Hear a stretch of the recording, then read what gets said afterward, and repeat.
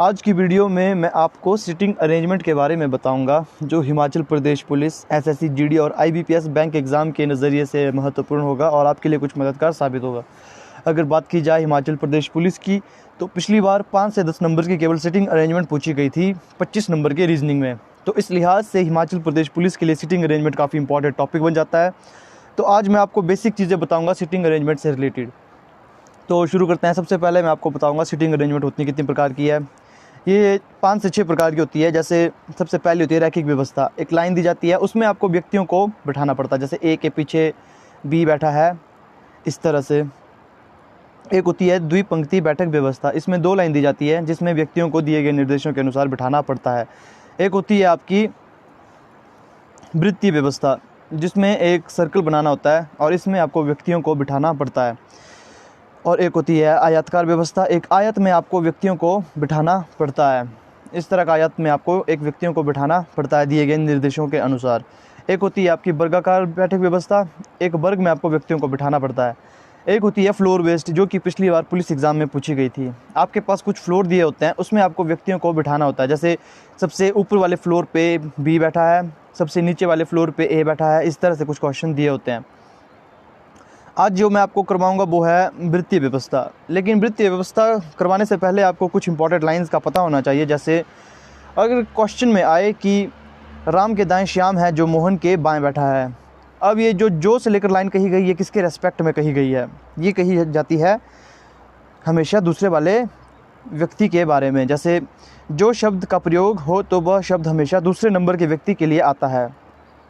जहाँ भी जो शब्द का यूज़ हो, जो से ठीक पहले जो शब्द है ये उसके बारे में कहा जाता है।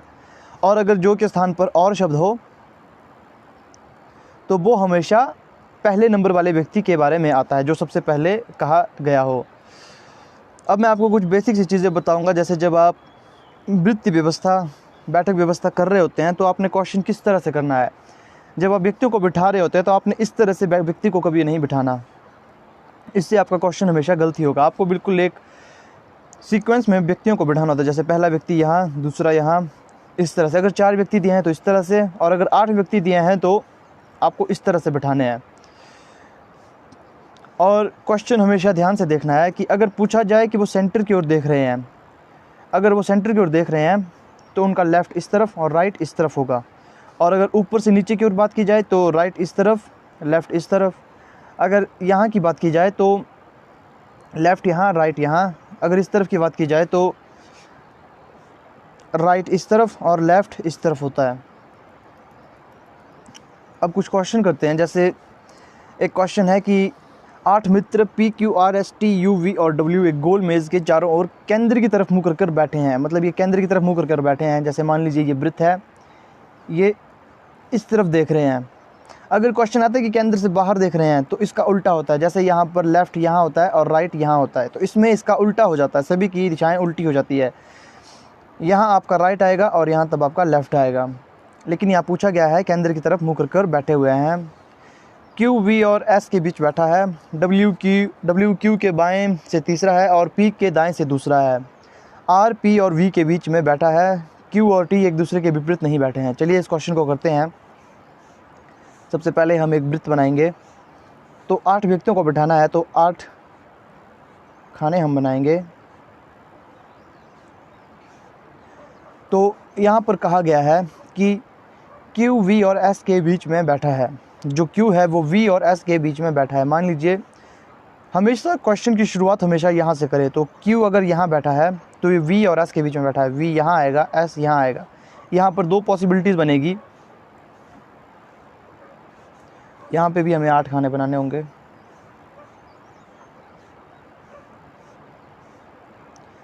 अब मैंने ये 2 क्यों बनाए? क्योंकि यहाँ पर कहा गया है कि Q, V और S के बीच में बैठा गया है, लेकिन ये नहीं कहा कि Q और V और S किस किस तरफ बैठे हुए हैं। तो हमें इन्हें दोनों तरफ मानकर चलना होगा। अगर यहाँ पर V यहाँ है तो हम V इस बार यहाँ लेंगे और S हम यहाँ पर लेंगे।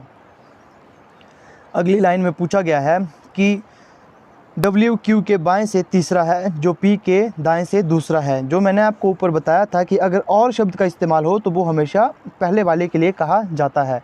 अगर यहाँ जो होता तो वो Q के बारे में होता है, जो से ठीक पहले जो शब्द आता है उसके बारे में, या दूसरे नंबर के शब्द के बारे में वो कहा जाता है, पर्सन के बारे में। तो यहाँ कहा गया है कि डब्ल्यू क्यू के बाएं तीसरा है। पहले हमें यहाँ तक देखना है, यहाँ कहा गया है डब्ल्यू क्यू के बाएं तीसरा है। तो डब्ल्यू जो क्यू के बाएं तीसरा, ये सेंटर की तरफ देख रहे हैं, इनका लेफ़्ट यहाँ और राइट यहाँ, बाएं इस तरफ है, तो ये बाएं तीसरे स्थान पर है। तो डब्ल्यू से क्यू से बाएं तीसरे स्थान पर है, तो 1 2 3 डब्ल्यू आपका यहाँ पर आएगा। दूसरी तरफ भी हम यही करते हैं, ये भी बिल्कुल सेम यहीं पर आएगा। अब बात करते हैं अगले टॉपिक की। यहाँ पूछा गया था और पी के दाएं दूसरा है। यहाँ और शब्द का यूज़ डब्ल्यू के लिए हुआ है, ये डब्ल्यू के रेस्पेक्ट में कही गई है। थर्ड पर्सन की बात डब्ल्यू के रेस्पेक्ट में कही गई है। डब्ल्यू पी के दाएं दूसरा है। अब यहाँ पर हमें पी की जगह ज्ञात करनी है। अगर पी यहाँ होगा तो ये दाएं दूसरा नहीं होगा, अगर पी यहाँ होगा तो इसके दाएं दूसरा डब्ल्यू आएगा। यहाँ पर भी हम ऐसे ही करेंगे, पी यहाँ पर आएगा क्योंकि ये सेंटर की ओर देख रहा है और इसका राइट इस तरफ है और लेफ़्ट इस तरफ है, तो दाहिना साइड इस तरफ है, तो दूसरे नंबर पे दाएं दूसरा है, तो पहला दूसरा, दाएं दूसरा डब्ल्यू हो गया।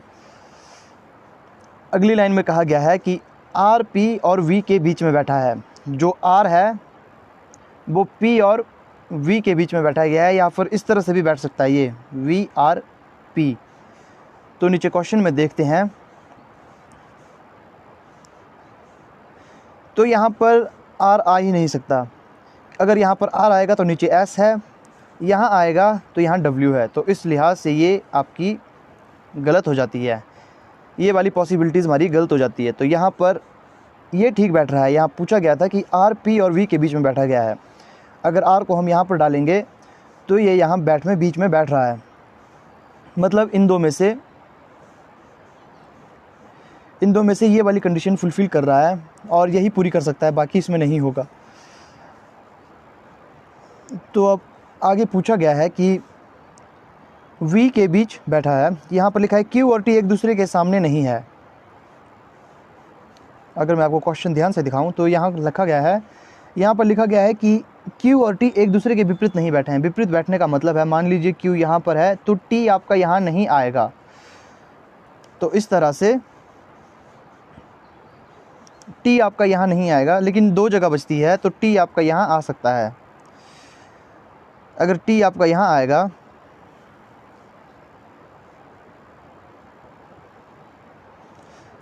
T यहाँ आता है तो बचता सिर्फ एक ही जगह है और एक ही पर्सन बचता है, वो है U।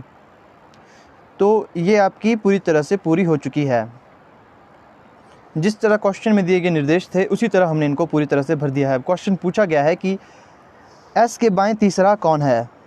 S के बाएं तीसरा कौन है, तो यहाँ पर S के बाएं तीसरा कौन है। S सेंटर की ओर देख रहा है, इसका लेफ़्ट यहाँ है, राइट यहाँ है। लेफ़्ट साइड को हिंदी में बायां कहते हैं। बायां तीसरा कौन है, तो हमें इस तरह से देखना है। बायां तीसरा यहाँ पर 1 2 तीसरा, तो बायां तीसरा यहाँ पर U है, तो आपका आंसर सही होगा U। तो ये थे आज के क्वेश्चन। ये मैंने बहुत ही बेसिक लेवल का क्वेश्चन करवाया है। आने वाली वीडियो में आपको बहुत अच्छे क्वेश्चन करवाऊँगा, लेकिन उससे पहले मैं आपको बेसिक लेवल के क्वेश्चन करवाऊँगा ताकि आपका बेसिक स्ट्रांग हो सके, तभी आप आगे वाले क्वेश्चंस को आसानी से कर सकते हैं। तो ये थी आज की वीडियो। आई होप आपको वीडियो पसंद आई होगी। अगर आपको वीडियो पसंद आई है तो इसे शेयर ज़रूर करें।